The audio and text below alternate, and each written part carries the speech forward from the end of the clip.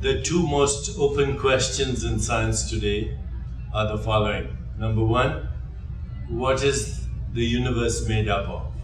What's the stuff of the universe? And the answer is we don't know, because 96 point something percent of the universe is invisible. 70% dark energy, 26% dark matter, which is not atomic, so we can't interact with it. And that leaves about 4% of the universe, which is atomic, of which only 0.1% is actually stars and galaxies. The rest is interstellar dust. And when you look at this atomic universe, it ultimately is made of nothing. Atoms are subatomic particles that wink in and out of an infinite void. And today, the Higgs particle is showing us that an invisible sea of energy gives rise to mass and the diversity of the universe, all the galaxy stars. But if you go beyond the subatomic realm, you end up with a handful of nothing. And the question is, what is this nothing that gives rise to the whole universe? Two schools of thought. One is nothing generates very precise laws that are fine-tuned so that we can exist and have this conversation. In other words, there's a deeper intelligence at the heart of the universe that permeates all of space-time. The other view is that we won the lottery, and there are at least 10 to the power of 500 universes, and we hit the jackpot, and this is the one that's precisely tuned for us.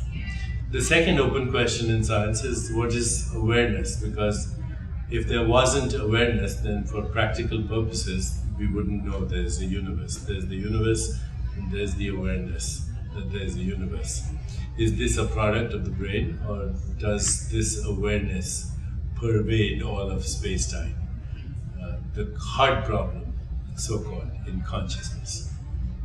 It's unsolved. How do we experience anything? Cognition, perception, and the experience of the physical world, our own body, we don't have an answer to this. Scientists presume that the electrical information that goes to the brain somehow creates qualia, sensations, feelings, images, thoughts that give us the experience of the physical world. But what's the connection between the micro world of basically electrons and other subatomic particles of the classical world that we experience in space-time? How does that quantum world become the classical world, three-dimensional, with the arrow of time? We don't know. So we don't know the answers to the most fundamental levels, the most fundamental questions of existence. What is existence, and where is this awareness of existence? I think not knowing the answers to this leaves room for a deeper intelligence that permeates space-time and the entire universe. Traditionally, people have called this intelligence God, but as our understanding of consciousness and science has evolved, I think we'll have to revise and revisit the whole idea of, does God exist? Is God the generator, the organizer, and the deliverer of the universe? Not as a dead white male in the sky, not even as a person, but as a principle that self-organizes itself into space-time, energy, information, and the physical world.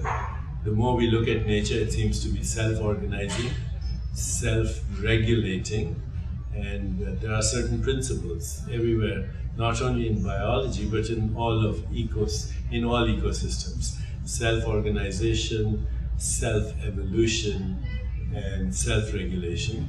Sentience, recursion. God, I think.